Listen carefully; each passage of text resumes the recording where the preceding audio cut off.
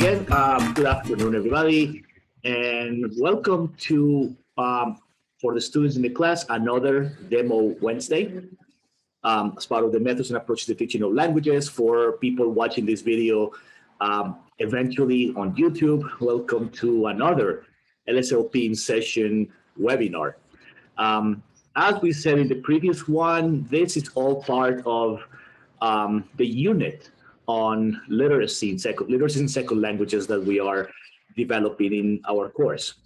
So this week, the conversation we're going to have with our two distinguished guests has all to do with the idea of multimodality. So there are multimodality in language education has become a hot topic in recent years, and in Colombia in particular, we have some really interesting research happening in different places. Notable examples. One of the most notable examples is the work of José Mar Álvarez, beloved friend and colleague from Universidad del Valle, and who's doing some really interesting work on using social semiotics as part of his work on multimodality. And there are people doing that, and then of course, we are doing that ourselves here. So today, I'm giving the spotlight to two, once again, to brilliant scholars, brilliant young scholars, and incredibly talented teachers in Zeidy, Agudelo-Lopera, and Andrés Tobón-Gallego. I'll give them a chance to introduce themselves and tell you about them and tell you about their work. They're going to share their experiences using multimodality and in a public school and work with multimodality and a little bit of multimodality and critical literacy together that Andres has picked up on, working first with elementary school students and now doing it in his own courses at the university. So with that, I am leaving the spotlight to Andres and Zeidy. I'll just sit here and enjoy the wisdom that you're going to share with us today. So once again, thank you for joining us this afternoon. I look forward to the conversations, and for the students, remember, throughout the presentation, you can raise questions, you can use you can turn the camera on and talk, or you can use the chat for your questions. So Zeidy and Andres, we're all yours. Thank you, Raul. Thank you for the introduction. Good afternoon, everybody. I am Zeidy Agudelo. I am an English teacher in a public school. I'm so happy for the invitations. I learn a lot, listen the experiences for other teachers. So I think that is something grateful to have the opportunity to share my experience. It's just my story, doing that and working on that. I expect you enjoy and you can take some points or find some directions that can be useful in your classroom and your next experiences. Andrew? All right, thanks to Zeidy, and thank you to Dr. Mora for the invitation, right? I feel so happy to be here and more considering the interesting topic that we have for today, that is multimodality. As Zeidy previously mentioned, the intention today is to share two humble experiences about two teachers who constantly or evaluate the different approaches to teaching in order to look for different and maybe more accurate strategies, right? So thank you again for the invitation. Dave, you can start, and later on I can move into my presentation, all right? Okay, thank you, Andrew. Thank you, okay, I started with this process when I began my master processes, my master. So as I told you before, I expect that you enjoy, that you can take some tips in order to to guide your own history, your own story, because I think that this is a story. Every pass, every step that we have, that we live and we face, is part of the story, and they are all those small points come together in order to create a tale. It's like the way that I like to share this.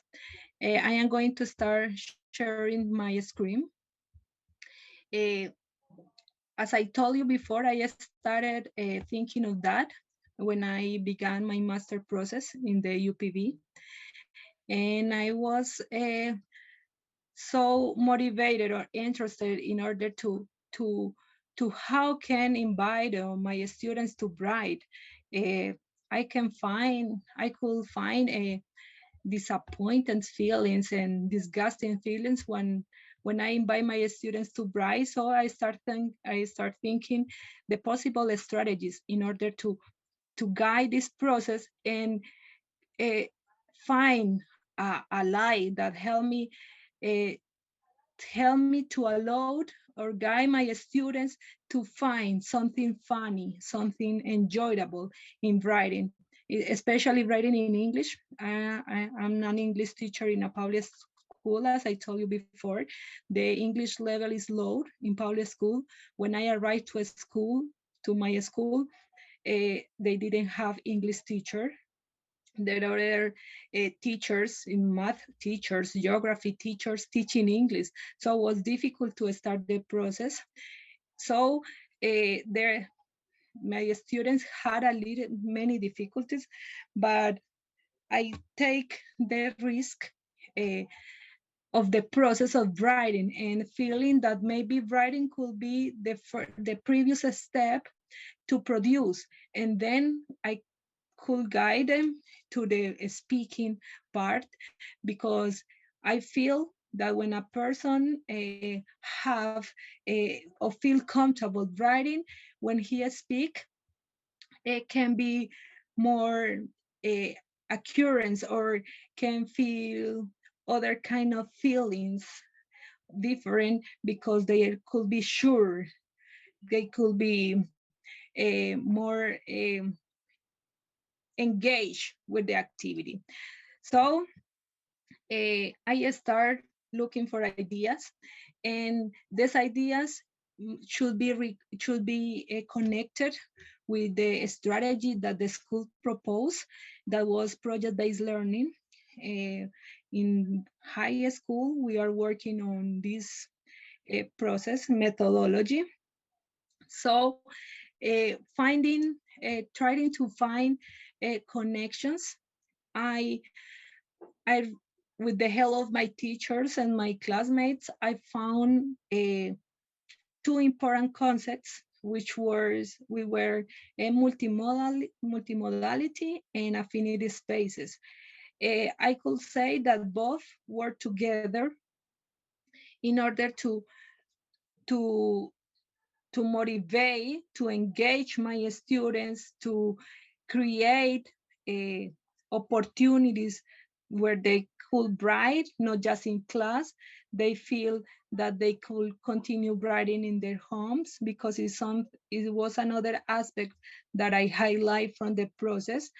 I wanted that my students start the process at school, but they could find something, an element, an aspect, a topic that invite them to write after the school, after the classes or outside the classes. When I asked them if they like writing, or they use English in other places different from the school, some answered like the fragment that you can see. It was the answers that I found. They only wrote in English when they have to fulfill homework. It was the only resort that they find to practice English. So with those purposes, with those ideas, with those elements that I have to integrate or I have to involve in my process, I found multimodality and affinity spaces as the way to connect all of these and invite my students to use social practices like reading, writing, and the recent modes of communications like sharing, like participating in blogs or discussing in a Facebook chat, like the way to continue or to practice in English. They can use the other language if they feel that they have the resources or the elements, the basic elements to do it. Starting the process of writing, I got a point that helped me to introduce. I want to cross the walls of traditional conceptions. I want to delete my students' experiences and feelings about writing and about English, of course, because they feel English like, they felt English like something hard, difficult for them. They didn't find a connection between English and this life. So I started introducing and show them virtual social interactions, like the way to explore, to practice, to search, to learn words, to learn expressions, to learn songs, to learn about element that could be useful in their future lives, or just a resource that they can work as a tool that they will use in any moment, maybe at the university, many of the work. I consider English like a door, and I always say that English could be the door that give the opportunity to get another job, a better job, or give the opportunity to travel, because we share some experiences where this happen when people that speak or have some basis in English can other couldn't have could have sorry other opportunities and be promoted at work.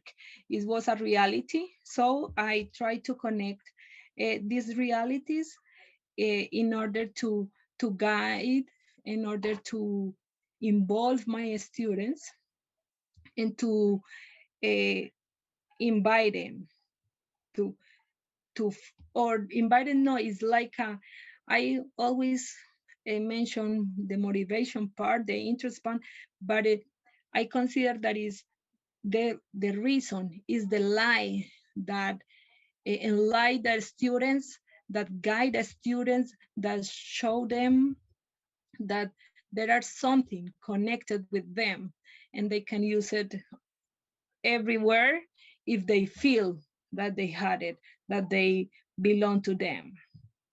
So as I told you, the first concept was affinity spaces. I was reading about this concept and I found G. And he defined the concept like an effective, organized sociocultural learning environment. It's a learning environment. They could be used, they could be physical, they could be virtual.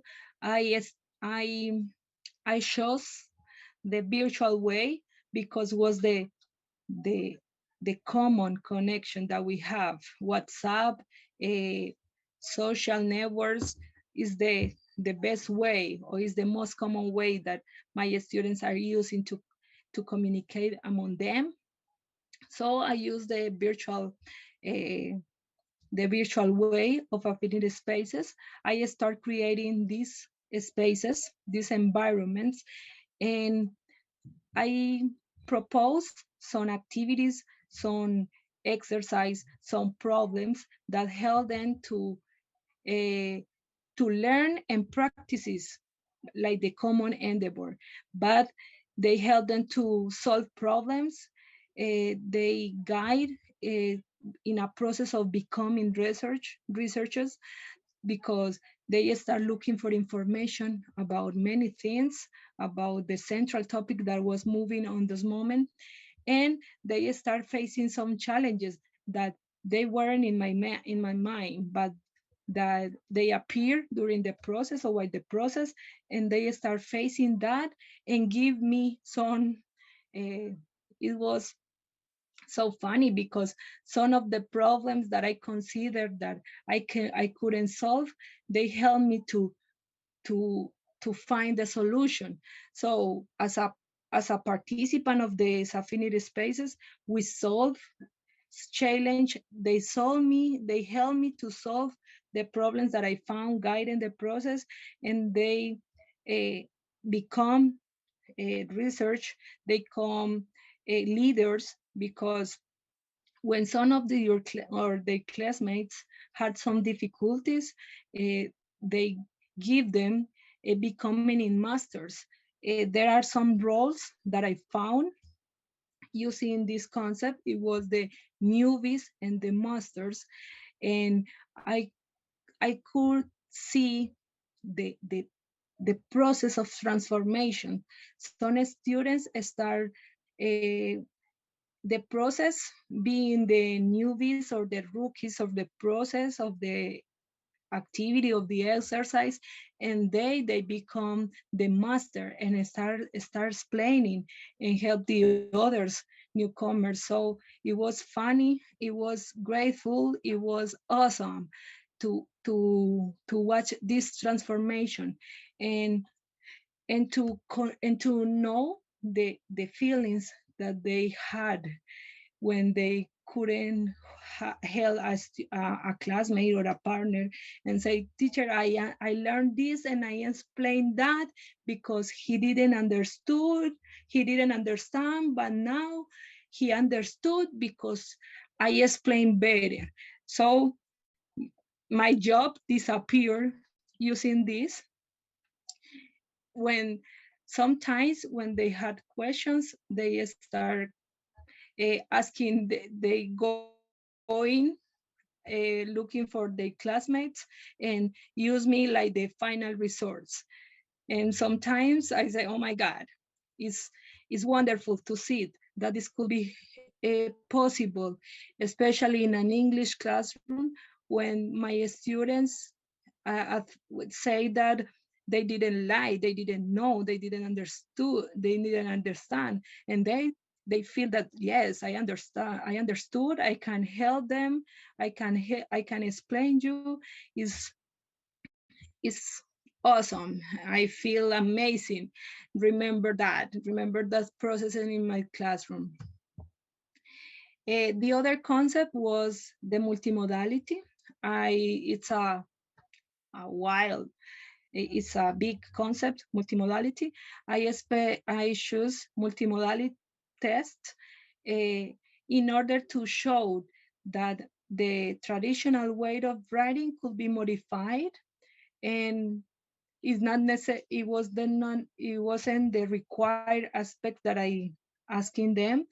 I want that they express. I wanted that they express and feeling free when they express, and maybe the letters, the words, the sentence could have a could be the essential part, but I show my students that other elements work in a test that help them to communicate the intention, to communicate the meaning, and the design could be the final point, but the most important, because the design is attractive for the reader, and the composition became something creative, and they can find special meanings, and the target audience could feel engaged or motivated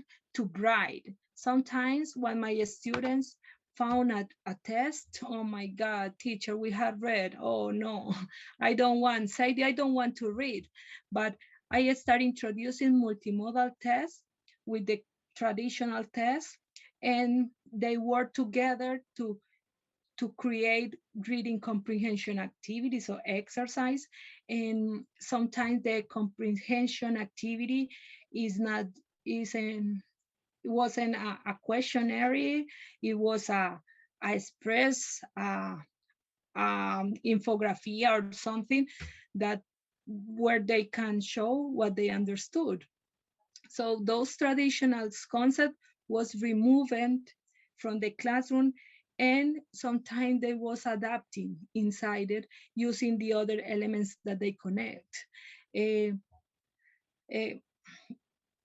Dr. Berry, Dr. Mora, suggests these three aspects, and when my students start talking about multimodality with the proper way, they start using the concept of intention or the audience teacher, because this is for the kids. So I have to take into account that the kids read small words. So I am going to put these small words. Oh, teacher, this is for 11th graders. So I can write a sentence. So I am going to use this sentence. Is it okay or not? And teacher, this meaning is right. Do you understand? I want to say that, and I write this. So they create a multimodal using the intentions, using the boundlets or the limits that they need to create. So, and it was something that the students enjoy doing. They spend a lot of hours designing the multimodal test, and then the others start checking and reading the other multimodal tests, that the classmates creates, and start looking for some points or some ideas to create the other ones. So it's like a source where they go to research and had information to create another ones. It was a meaningful process that so that I could solve this. I could say that my students feel that the writing was more accessible, creating a useful using multimodals and affinity spaces. They talk with about this affinity spaces and multimodal tests. They recognize the name and they recognize what is it. They also recognize that the new modes of learning and practicing English could be useful, could be cooperative, could be shared. They could share and they could learn from the others.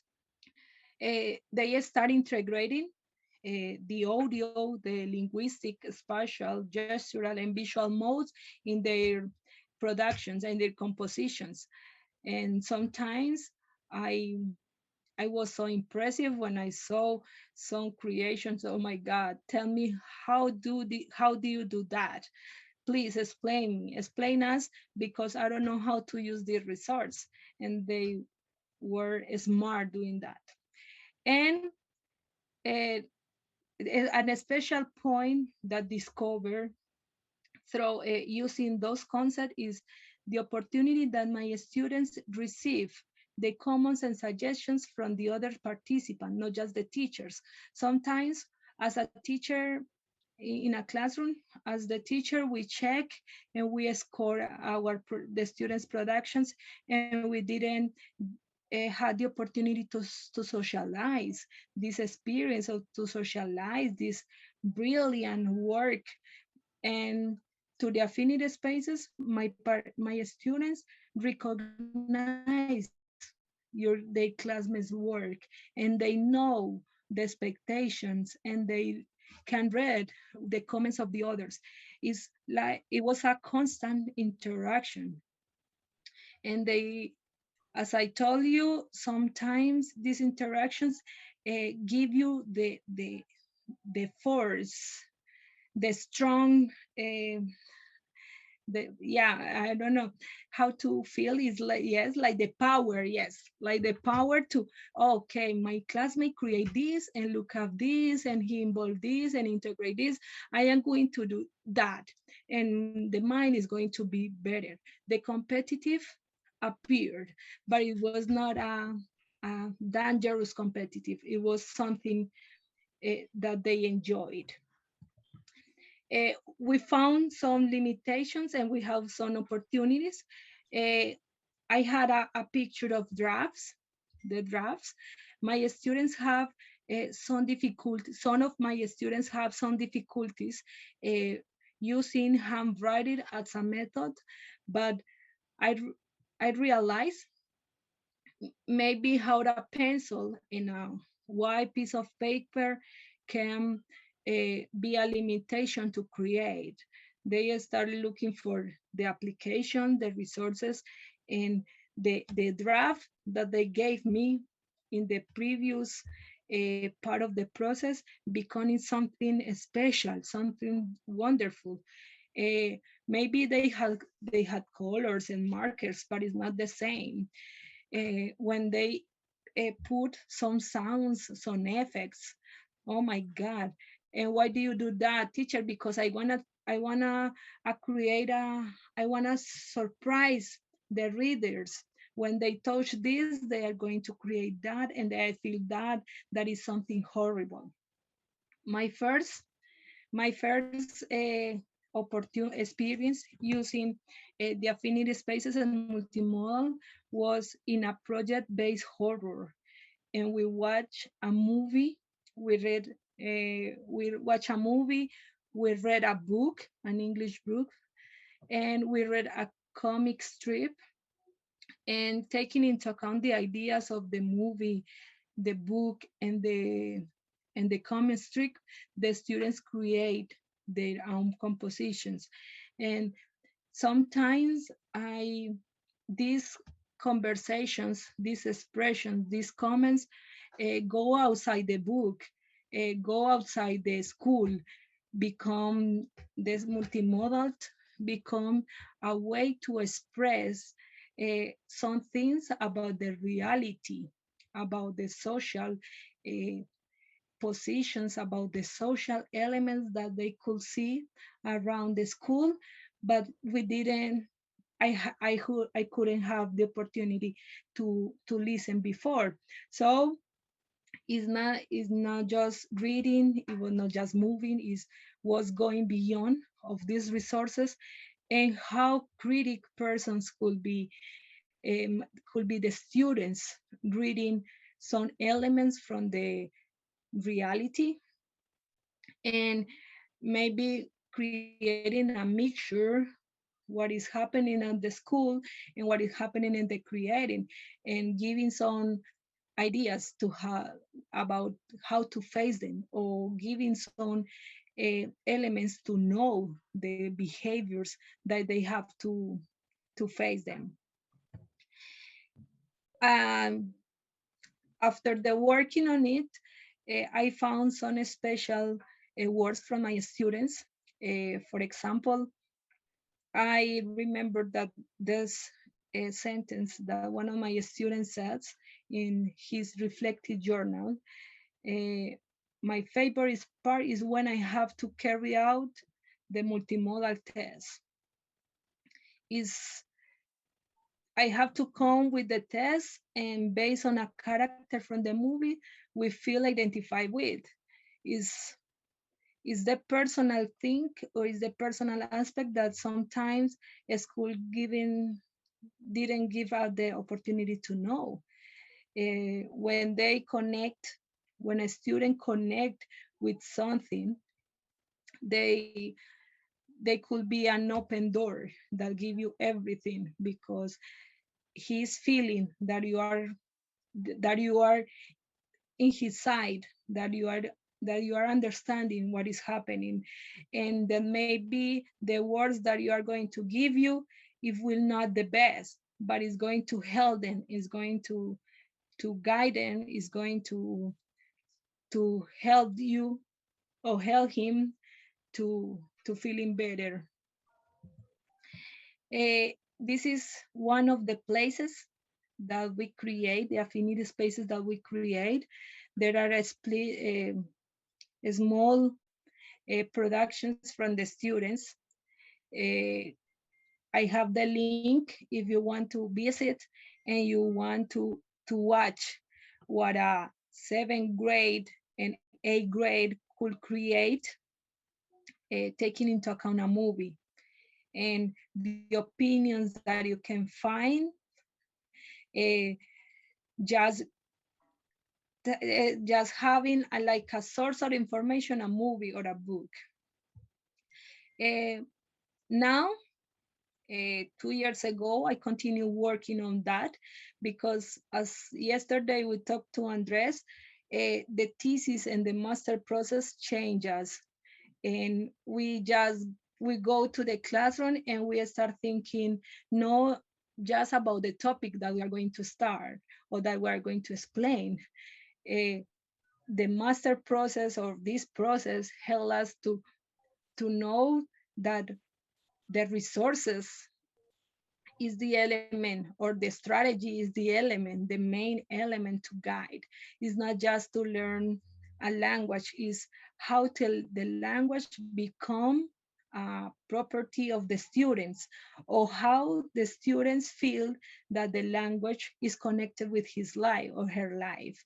This is another word, Juan Eduardo, the nickname. Thanks to the activity, I discovered new helping options or visual tools.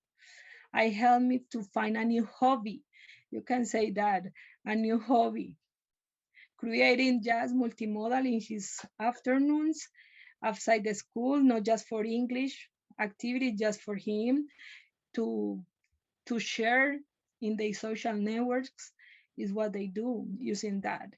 And maybe a hobby that can be useful or could be a resource to feel better or to express what is feeling. As I told you, I continue working on that.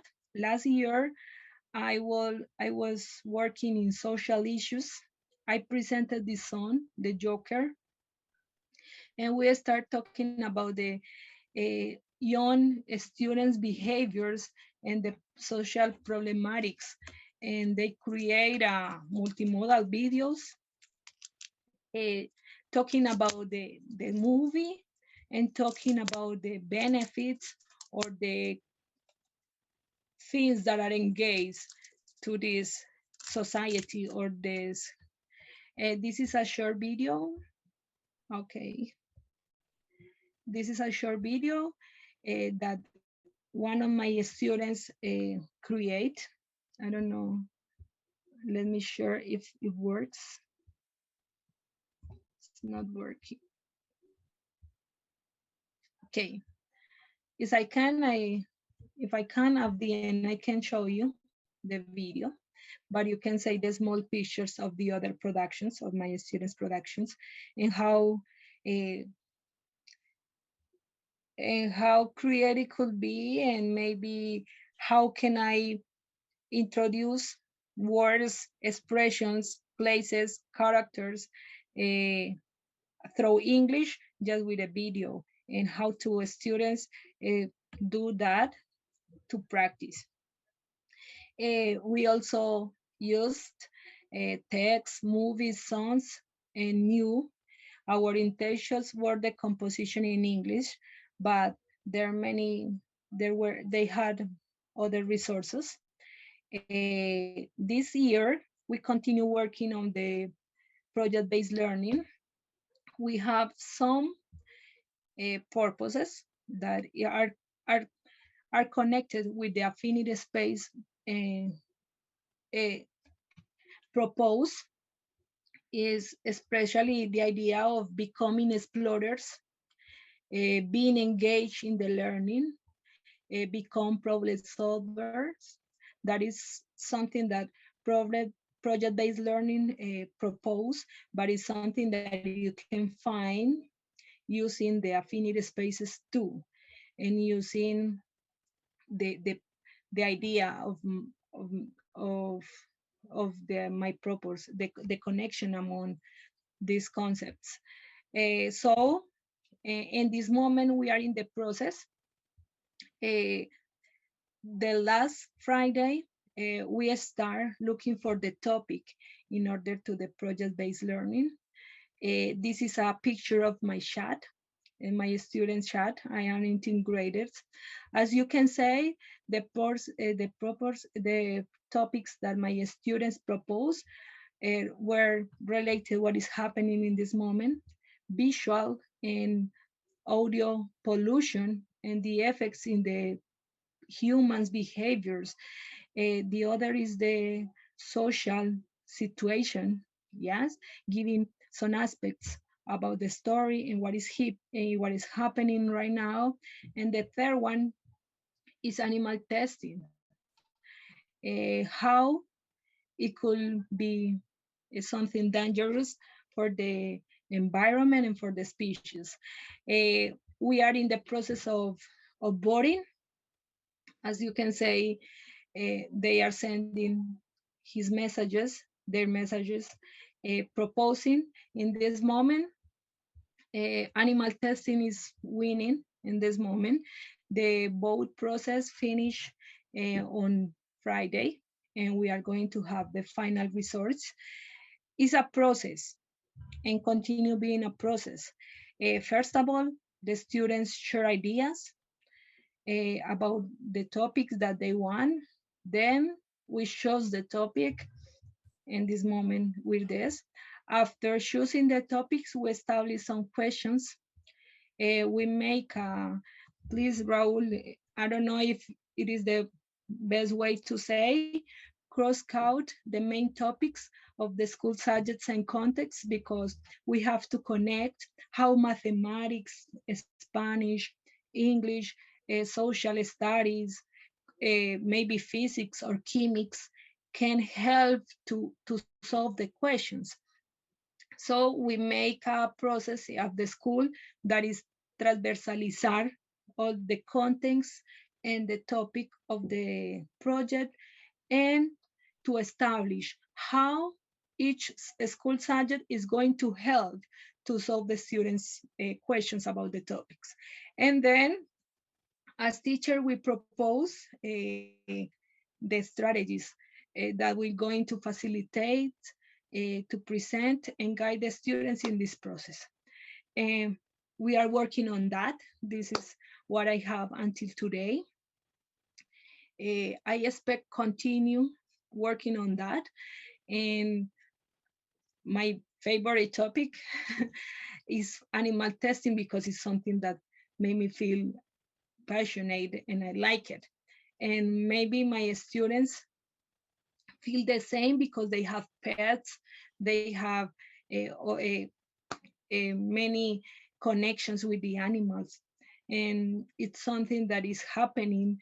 The social network has a lot of information about what is happening in this moment and how people is facing difficulties in order to respect animals' rights. It's something that we can work. I expect that could be an excellent process with this group. This is all that I have. If you have questions, I have my email. If you want that I share something about my process that maybe can be useful for you, you can write me to this email. You can write me to Raul too, through Raul, if they have my email, my address is email. And you can find a short presentation about my projects and the concept, what I recognize those concepts during my story, during my tale. I appreciate your attention. This is all from me.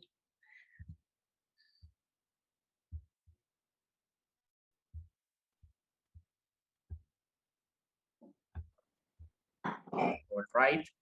Zeidy, thank you so much. I think it's my time to go on. Yes. So first of all, I don't know if they have questions. if they have question or something to say before starting or at the end. Raul, what do you think is better? Well, we can give everybody time to write questions in the chat, and then we can tackle the questions after Andres is presented. So let's go with that. Okay, Raul, I am going. Yes. Okay. No, remember that Yeah, of course. I am going to be, remember. Yes. I am going to absent some moment. Yeah, of course. I mean, we understand. Yeah. Okay. Andres will hold it for it. Okay, thank you. Good. I want to know, can you hear me well? Yes. Okay, that's good. Okay, so first of all, I want to say thank you to Zeidy.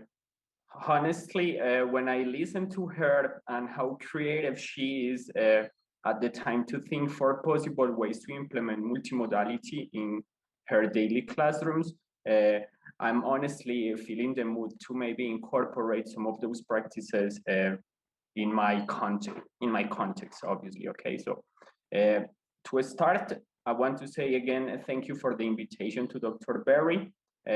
Now I'm gonna start sharing my experience, right, regarding multimodality, and of course the path that I just started walking when I began my process at the master's. Yep. So I'm gonna start sharing my screen, and I hope you find this information relevant for your practices, right?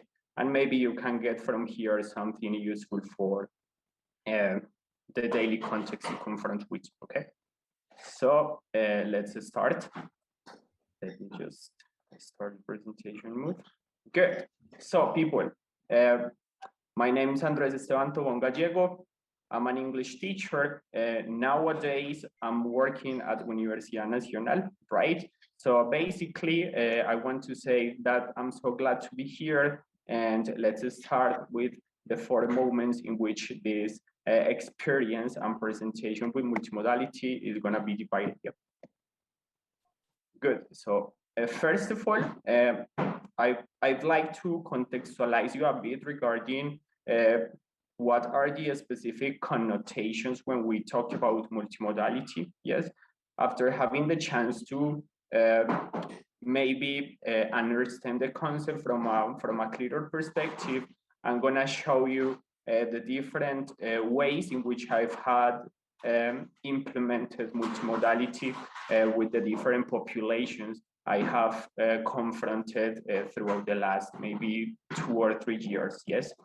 And in that way, you can make like the connection between the theory and what multimodality seeks for, and the way you already listened to Zeidy, and the way Andrés is applying that theory into my practice as a teacher. Yes. Later on, I'm going to move on into the specific challenges we confront regarding our context here in Medellin and the educational perspective we have implemented over the last years, what I consider are the most challenging situations regarding the implementation of multimodality in daily educational context. And finally, of course, we are going to open the chat or maybe the microphones in case you feel interested or you want to have some more specific information regarding any moment from both presentations. Yes. So let's start. Why multimodality in the language classrooms? I was listening to Zeidy. Her presentation was impressing in terms of how she is using multimodality in her classroom. And basically, I want to start my presentation putting in evidence the 5 moods, yes, that are compounding the process of developing multimodality. And I want to make it clearer to analyze the way we confront with different propaganda, with different advertisement, with publicity, when we are walking on the street, when we are confronted with classes like these ones, yes, that are possibilities to recognize literacies from deeper perspectives, the way we receive information and we are bombarded from information when we turn on the television or when we are surfing the social networks, yes? And it's basically to understand that the possibility of confronting with the world, yes, is not just regarding the capacity to read and write in the traditional ways, but understanding that meaning is presented to us just from the very first moment that we wake up and through the different situations we confront throughout the day. And they are sometimes not necessarily connected with having the capacity to read and write in the traditional ways, right? Now, before moving on into the multimodal productions and the way I have implemented those works into my daily practice, I really want to show you this image that is the perfect connection with the information I previously mentioned, yeah? And it's taken from CREST 2010, yes? And this is basically one of the pillars in terms of multimodality. So I consider that if maybe the definition or this specific quote is not clear at the first beginning, when we finish with this presentation and having the chance to analyze, say, this point and my point, we will have a more complex notion, yeah, about how multimodality can become a very good approach into the daily teaching and learning environments, yes? And it says, if writing by itself wouldn't work, could design work with the image alone? Well, just possibly, maybe. Writing an image and color lend themselves to doing different kinds of semiotic work, right? So it's basically independently of the written mood, we are perceiving meaning from each single situation we confront with. And it goes on like this. Each has its distinct potential for meaning, and in this case, image may just have the edge of writing. And that, in a nutshell, and in a way as simple as that, is the argument for taking multimodality as the normal state of human communication, right? Basically, the last idea make us get contextualized about what I previously mentioned. It's not just about writing, it's about living and coexisting with people and with all factors that this contemporary life present to us as the possibility to create meaning or to understand the meaning behind the things we normally see. Yeah. So, okay, these challenges, according to the agenda I previously presented, are gonna be the third movement. So I'll go back to this mind map just in a while, okay? Guys, after having the chance to introduce that perception, yes, I want to present multimodality as that approach that is gonna help us incorporate school and reality as one, yeah. Normally, when we start having a wider conception of education, we are immediately taught how to use daily life situations into the daily classes, but are we honestly comprehending the implications of connecting social reality and schools, but working with the same traditional approaches we have developed so far? Basically, there is when multimodality appears. Multimodality is gonna help us recognize and perceive the specific moods in which learning happens. So the invitation here is to use multimodality as the possibility to permeate society, making use of the different situations that we confront, not only in, but outside the classroom. So coexisting problems when interacting with others, the possibility to maybe analyze social behaviors in terms of environmental pollution inside the classrooms or inside the school. Those are problems which are presented in the society from a wider perspective, but those same situations are taking place in daily classrooms. So from that starting point, which we can start considering learning a language, not only from the capacity to recognize a structure or be able to present an idea, but to conceptualizing social issues that are going to help the students to develop a language and to become proficient, but having a sense of consciousness in terms of what is happening in the society and how to change that. Yeah. So my work specifically talking is connected about how through the use of multimodality and critical literacies, we can start teaching the coming generations, the generations at high school and of course in higher education, to comprehend that the way of learning, yes, is going to depend from the approach that we want to give and what kind of people do we want to create for the society. Just people with linguistic abilities or people with linguistic abilities and with a critical perspective about how to behave regarding the social problems we are confronting. So considering that, I'm gonna start talking about one context that I'm confronting right now. Yeah, currently, as I mentioned at the beginning, I'm working with Universidad Nacional. Yes, there I have the privilege to participate in 2 programs, and I'm gonna start with this one. This experience is the one I'm having currently working with a school in Chia, Cundinamarca. Yes, I'm teaching there 10 and 11 graders. And at the first beginning, it was shocking because we came as Universidad Nacional, but we have to accommodate to the pay, to the proyecto institucional that the school promoted. So it was shocking at the first beginning because we, as most of us, university professors with maybe not too much experience working here with high school, we had to adapt to the way the school was working with. And basically the school promoted a pedagogical perspective based on the arts, yeah, and be sensitive towards the different behaviors we have in the society. And we as Universidad Nacional basically try to connect with that specific pedagogical perception.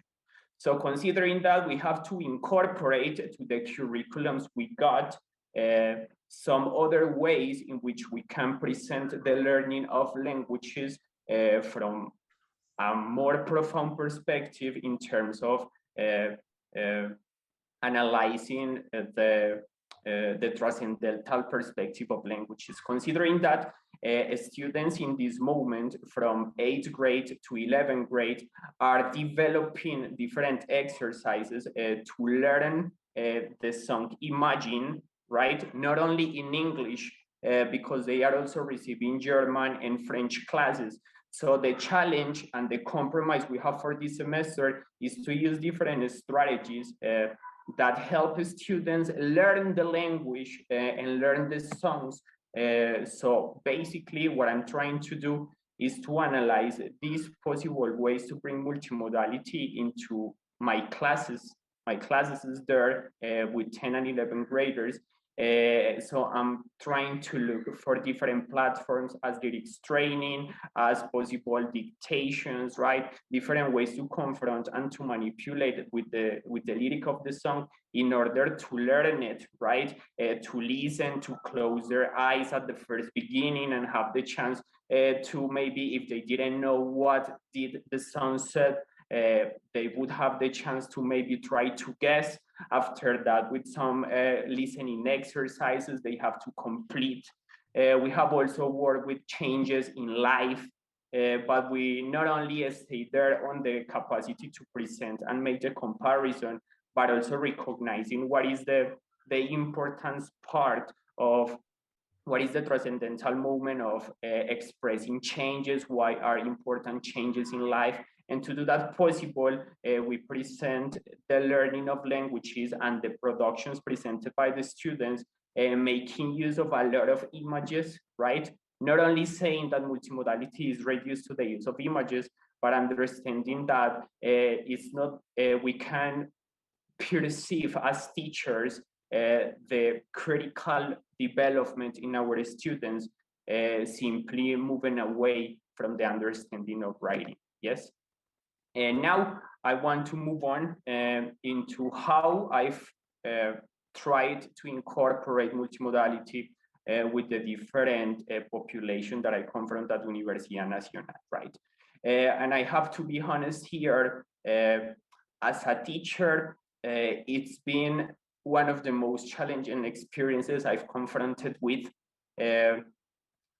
I work at Universidad Nacional with a program called Intensive English, right? The kind of population that can access to that program, it's our university students who have at least course halfway of the undergraduate program, or graduate students that want to improve their knowledges in English. Basically, the university gives them to the graduate students the course as a gift for them to continue improving and enhancing their linguistic abilities. So here, the kind of population is that I have social sciences students to engineering and biology courses, undergraduate programs.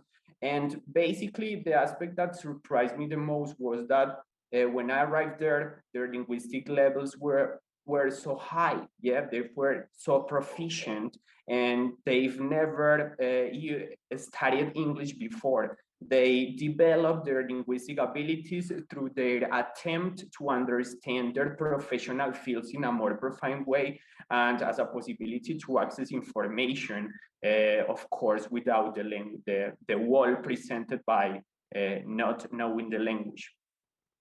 So in here, the way as the program coordinator that I try to think to make of this class project students have to present throughout the semester as one of the stages, and I have to say that I confronted to something similar at the master program. So I was just trying to organize things in order to make it be productive according to the to what is demanded by the university, and of course according to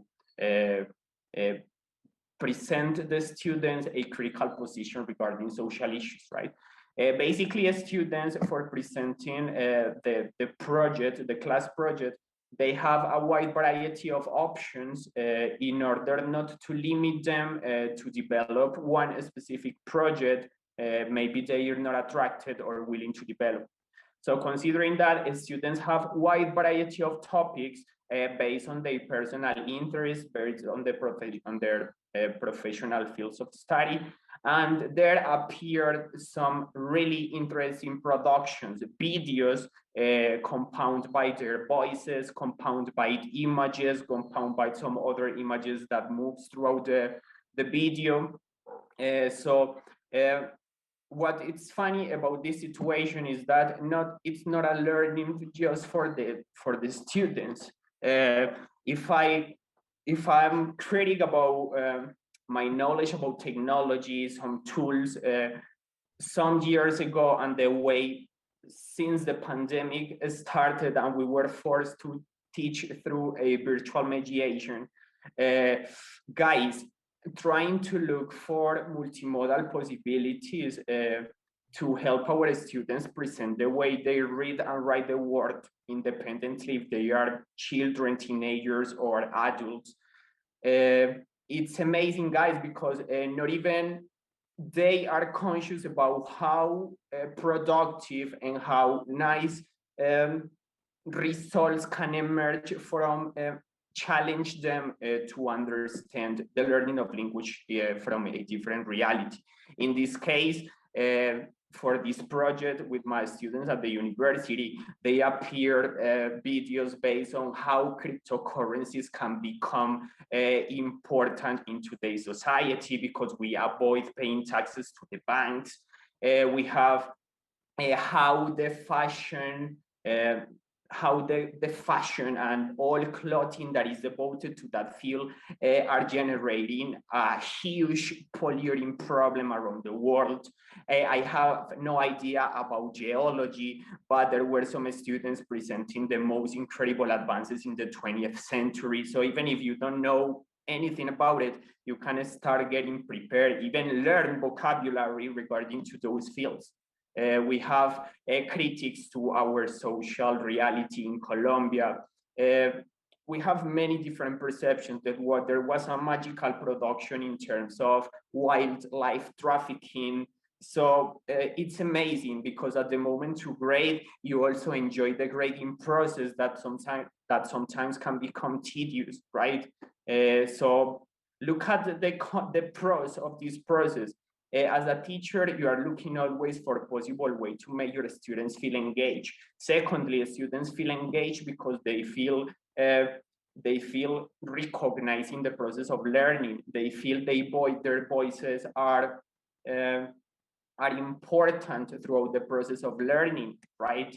And now I want to focus a bit more on what was my process at the master program. At that time, I was working with children, yes. So those were my first attempts to recognize what was multimodality and simultaneously to confront with the thesis process. It was amazing because I could recognize that the real implication of breaking out with the four walls of the classroom. It was here when I started making some experiments, going out to work with the students throughout the school, using pedagogical meetings out of the classrooms as possibilities to make the students analyze social issues, what is important to analyze social structures, the different possibilities to manipulate some instruments in order to develop an activity, possibilities to generate discussions, opening a space for the students to say what they think.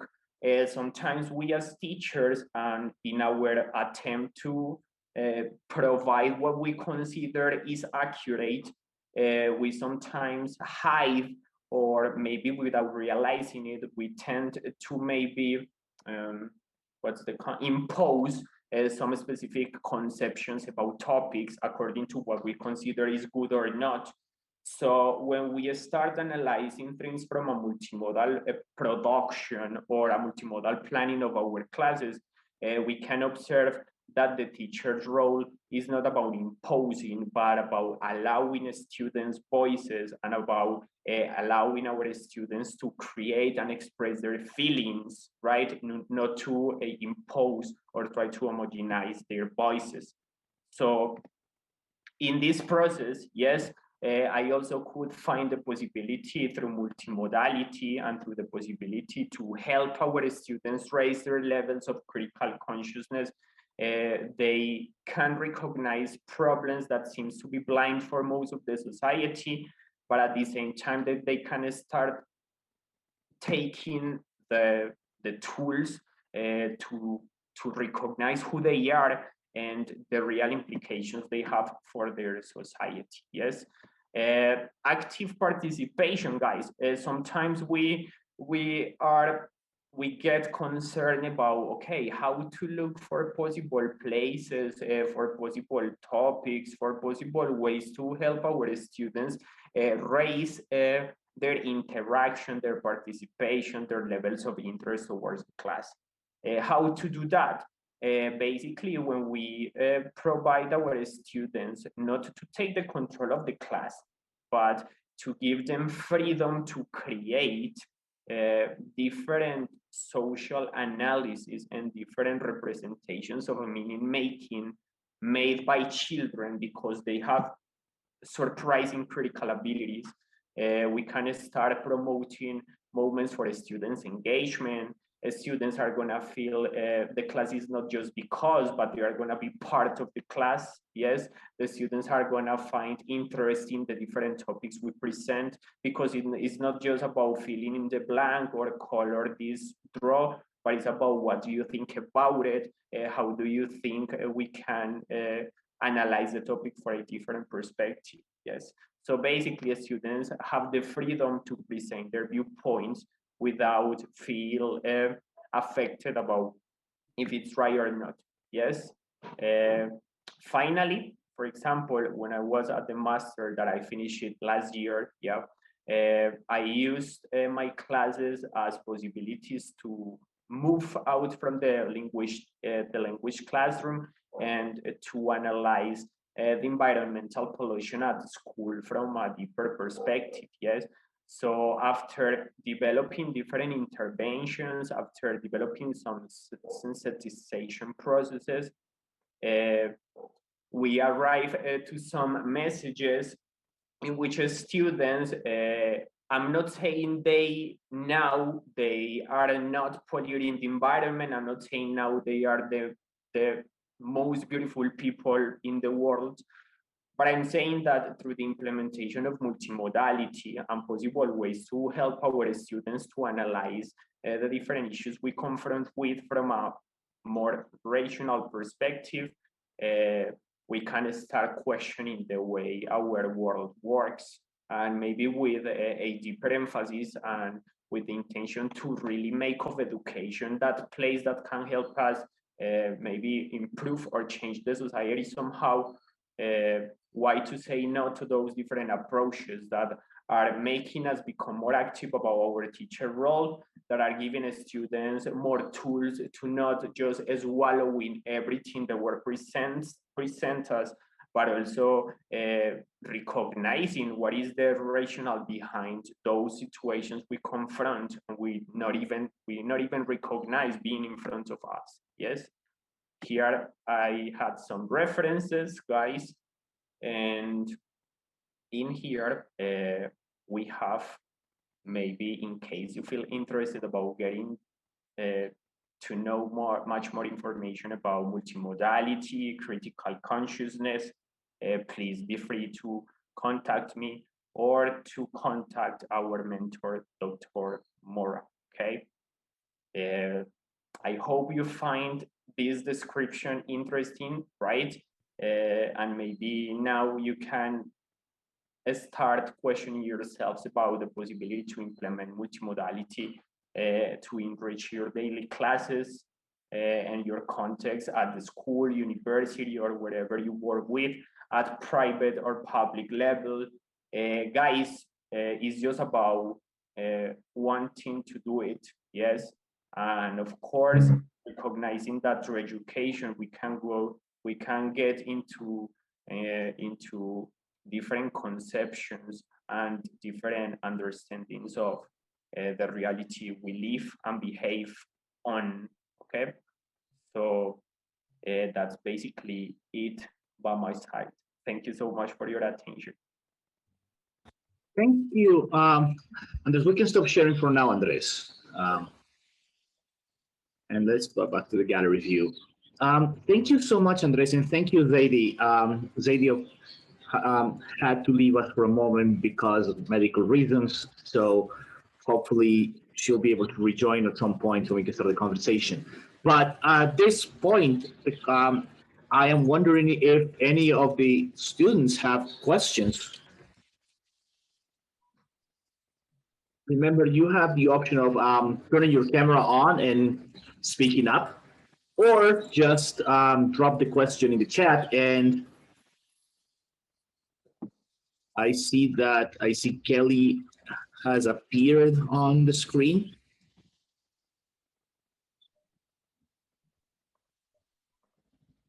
So, Kelly, do you have a question?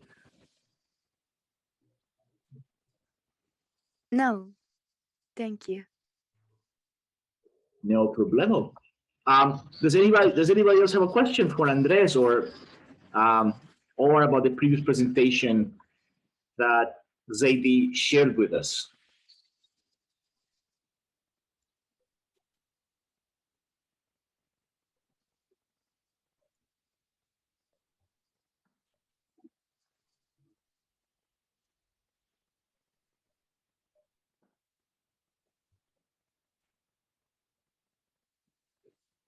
While the students are thinking about questions, Andres, um, let's talk a little bit about what it really meant to start looking at the idea of multimodality in your class. And so think about like, yeah, how has that changed not just the way you teach, but the way you look at education, for example?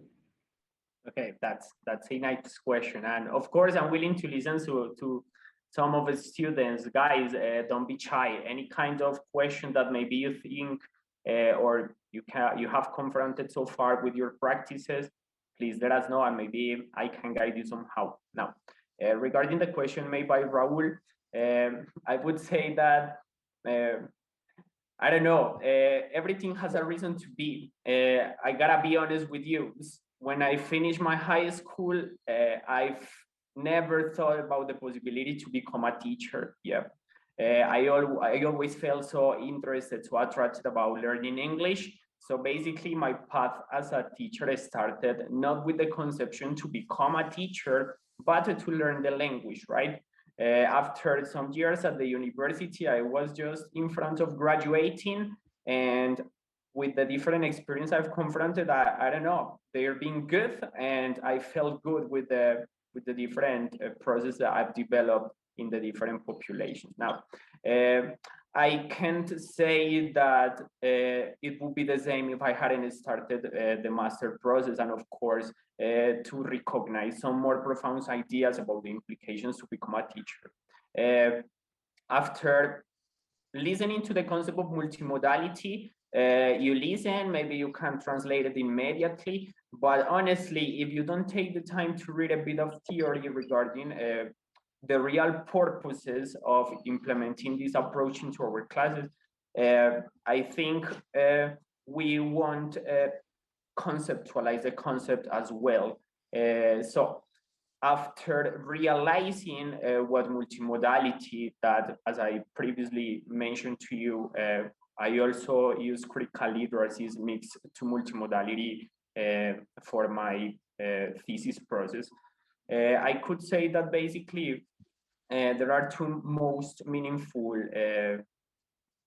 learnings that I can get from there. First, understand that we as teachers have an amazing possibility to move our society, guys. We have to consider that our Colombian reality is not the best. I'm not saying it's the worst, but there are many social issues worth to consider that are not taken even into consideration, or seems to not being important for most of the people. So first of all, my experience is from that. First, the change in my teaching role in terms of how deep can we contribute to change the society with simple changes in the ways we present topics, guys. I'm not saying it's something utopic. It's just about understanding that the different topics and the different contexts we are confronted with are excellent scenarios to bring issues and to permeate the contents we have at the school in order to analyze them from a different perspective. So that is the first one, the change in the perception of my real implications as a teacher. And secondly, the way of making our classes more interesting, or maybe not more interesting, but more meaningful for our students. Yes, if they are willing, if they feel interested about the way we present topics, they're gonna learn whatever we teach them. And I hope that we as a teacher always try to teach what we consider is the best. So how from changing our position we can impact our teaching role, and of course the students we are educating. Oh, Zeidy has rejoined us, so let's throw the question to her as well. So, Zeidy, Andres was answering a question I was asking about how, as you got immersed in multimodality, the way you saw education changed. So the question is how did getting to do work on multimodality change the way you see not just the classroom but education in general? I think that I start asking and answering these questions in my presentations. And because I think that multimodality becomes something that connect you, what you do, and what you like to, and, and what you think. I told you that some of my students start showing through these multimodal compositions his feelings, his opinions, his reflections about the society, about the problems that we are facing. So uh, it's something that show us that uh, we can express our opinions, our ideas, uh, taking into account the information that we have. Uh, I also told you that yesterday I had a conversation with Andres when we start thinking that after the master process, after doing this research, after doing these processes and creating this story, something in our mind changed because we had a lot of resources in our work.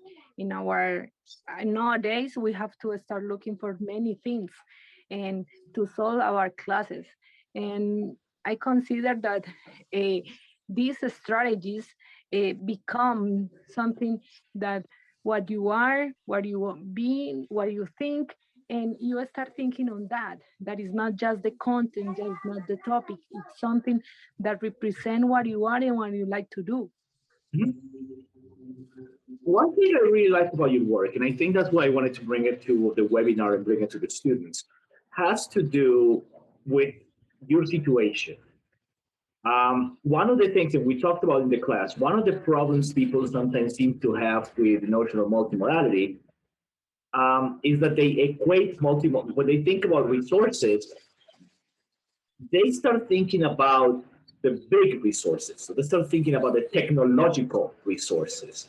They start thinking about, oh, so we need video editing, we need these big cameras, we need a studio, we need green screens, we need CGI. They start thinking like, no, that's more, no, you're thinking about a Marvel movie. You're not thinking about multimodality. And I think it's important to bring how you can do a lot of multimodal text design in places where you don't have all the high tech resources, but you It's have, something yes. it's something what you are thinking and you are saying. It's something that maybe we start thinking when we had a process is because we need to transform the world, and you don't have to transform the world. You have to transform your reality, your activity in your class. It's something that you had. I am teacher in a public school, and I told you, and the resources are limited. Okay, we don't have many things. Some of my classes have to stop because we don't have internet connection, and we have to create another space to practice and to learn because the students didn't have this. Through my experience, my students understand that the resources are smaller, but all what they do with the small things that they have is important and it is essential.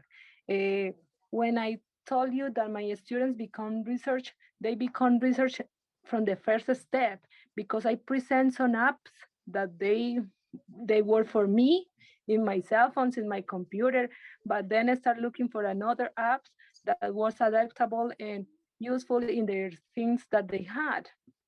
Sometimes they they draw in piece of paper. Sometimes they draw in the computer, the others in the cell phones, and they use all resources that they have. Uh, they didn't ask, teacher, can I do that? Sadie, can I do that with that? No. They presented because they want to present it and they want to be a participant in that. And it doesn't Mhm. matter, it was the essential, the best computer, the best cell phone. No, it doesn't work. It doesn't, they understand that maybe the limits are in our mind, not in the resources Mhm. that we have. And it's something when I start the master process, I start, oh my God, I have to change what I'm going to do like a process. How are going to work? No, no, it's something simple, but something meaningful for you. And that the people that listening to you will find a lie to start their own processes because it's something that happens to me, and you are going to realize that is not to change all the world. Is they change your class, change your methodology, change your things, and start transforming. If you start transforming yourself, you are going to guide your students to transforming themselves too. Beautiful. And I think that's the essence of, even the essence of multimodality. It's exactly that. It's how we bring it to wherever we are, because there is always something we can create text with. Andres, I don't know if you wanted to add something to what Zeidy was just talking about. Right, yep. No, I would just say that, yes, there's an endless path when you become a teacher, yeah? It's not about getting the master or developing the PhD. No, it's about how sensible are you about the reality that is surrounding you, and how you start implementing and making of the different contexts you come from with a space where those new strategies, those new apps, those new websites become part of one, in order to accomplish the educational objective, but simultaneously to give them tools, and of course to learn as teachers different ways to develop more accurate practices. Well, yeah, and I think that's the key to this. For people who are watching this and they start thinking, how can I do this in my class? Well, you have all the resources you need. If you look at the depth of multimodal theory, all the resources you have there. I mean, you have sound, you have music, you have motion, you have objects that you can move around. Here in the class, and like right now, their students are working on an assignment. The assignment, the minimalist multimodal videos that I like to do when you have just a smartphone and whatever is in your pocket. So, and they're answering some questions, and they're going to answer those questions by making those videos. And I found that once you get into the minimalist approach to this, when you get into the minimalist approach to literacy, you understand what really is at the core. That it's not playing with the toy; it's using the toy for a purpose. It's not playing with the app. It's using the app for a purpose. So I think it's gonna shift our view for the purpose of language use, for the purpose of learning, not simply playing for the sake of playing. I mean, playing is important, but playing has to have a purpose as well. Looking at the time, I want to just one last time. Let's see if one of the students has any questions at this particular point. I'm waiting to see if the microphone's open, or if they're. Tatiana raised her hand. Tatiana, what's up? Hi, good afternoon. Thank you so much for this. Tatiana, can we see you? I'm sorry, in this moment, I'm no, because Don't worry. there are a lot of people. Okay, thank you. No problem, Okay. no problem. I don't know if we have time, but I would like to know more about these challenges which were mentioned by Andres, because for me, in this actual or this virtual education, they are changing. So if you can, I don't know, maybe introduce this, because for example, when you explain your experience with your students, it's very specific, but not a general, I don't know, view. So I would like more about this. So thank you. Hey, that's good, that's good. And now that you mention, I completely forgot to present the third stage in the agenda, okay? And they were the challenges I confronted with. Thank you so much, believe me. I mentioned it, but in the end I forgot it. Good. So there were some challenges, and when I talk about these challenges, there were because sometimes they were administrative challenges, yes. Maybe some schools are not that open to implement different conceptions to teaching, and of course to maybe taking the time to analyze social issues from and specific topics about social issues from different perspectives. So first, One of the most important issues is the connection between the school contents and life matters. From the different populations I've confronted with, I tend to find the same issue independently of the population. We tend a lot to focus on the linguistic matters in the usage of the language, right? What is right or what is not linguistically talking. But sometimes we don't take the time to move towards different issues affecting the life at school, the interaction processes, the possibility to respect the other perception, the racial issues, the coexisting issues, the sex issues that emerge when confronted at school, yes? So basically, I consider that one of the main gaps I can find, that school is totally apart from social reality, and that's why our culture doesn't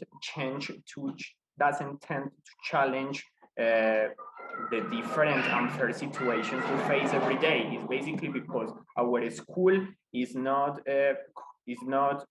moving into the possibility to provide the student a conscious understanding of what is life about, yes?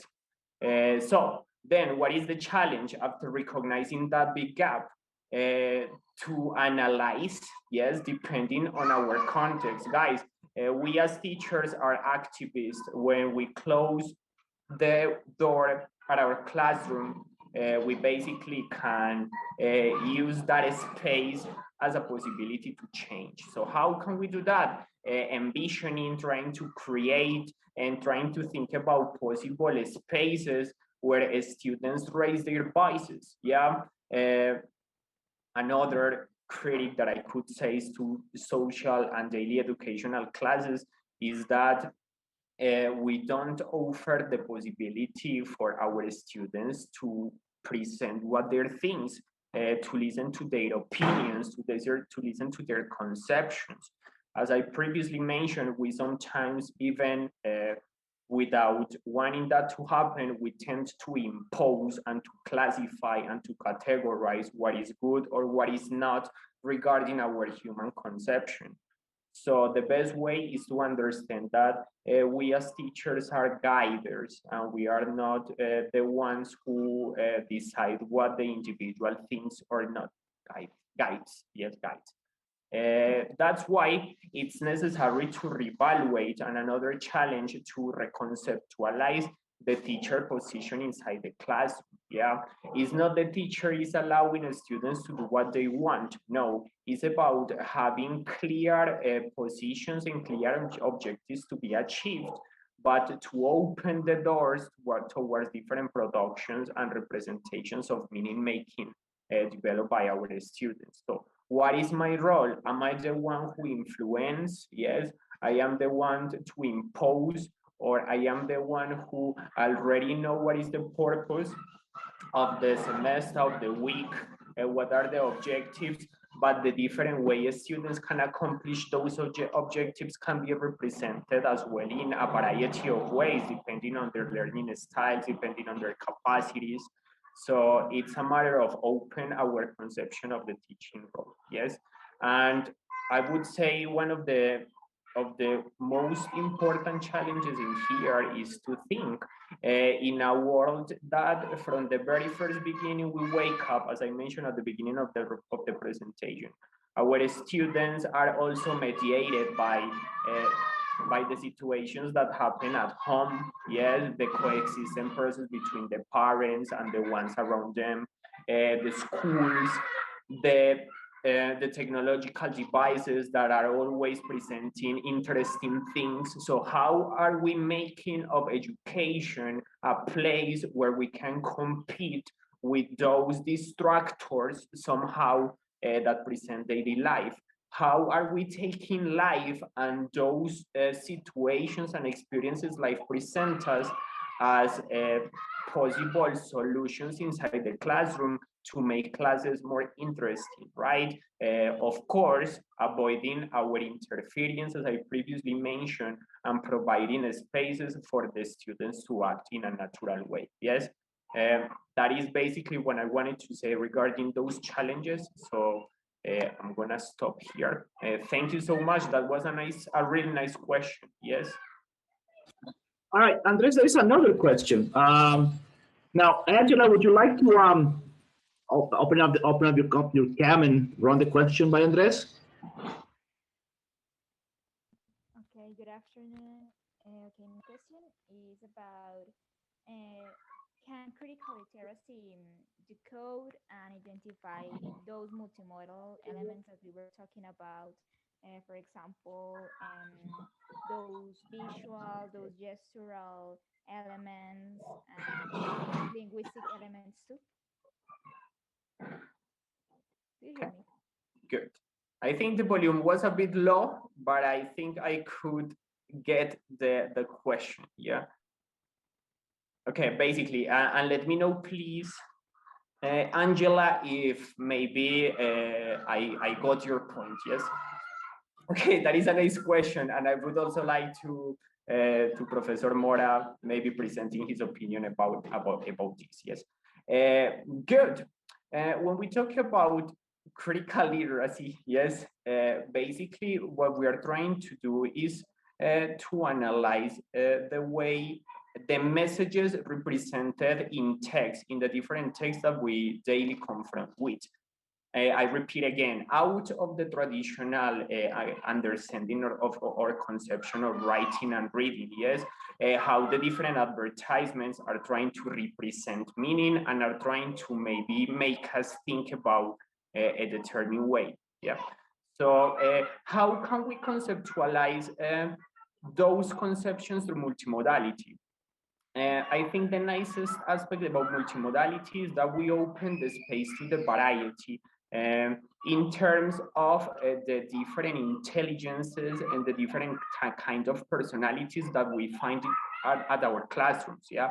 Independent of the population, when you arrive to confront one specific group, you observe immediately 20 or the different number of people you have there, they conceive learning from a complete different perspective. So when we present, and this required to plan and to understand our role and the productions we expect from our students from a multimodal perspective. So basically, it means that the productions that our students come up with are the representations of the way they perceive life. So when we go deep into those representations of meaning, we can observe how critical are our students towards those critical literacy messages that we can get from the different experiences we confront with every day. Yes, it's basically that. Thank you, Andres. Now, are there any final questions for our presenters today? I'll just wait one few more. Well, I guess in that case, I want to say thank you, Andres. Thanks to Zeidy, who had to leave us again. Oh, she's back. Thank you, Zeidy. Thank you, Andres. Thank you so much for a very lively and enlightening presentation. I think it's important to see the theory set in motion and set in motion in places where we sometimes don't traditionally think that this could work. So sometimes we just, yeah, it's a public school, it's with children. I mean, sometimes even some of the discourse we have tends to be dismissive of certain groups of students, tends to be dismissive of certain contexts, saying, oh, multimodality only works if you have technology. It only works if you have access to the internet. And when we realize, no, as Zeidy and Andres said, this works because we have the human resource and we have the creativity. So with that, thank you so much for an incredibly insightful presentation. I think the students will get a lot of ideas as they continue building their practice. Thanks for the invitation. Have a nice afternoon. And Thank you for listening and for the experience. I expect continue sharing. Thank And we you. will.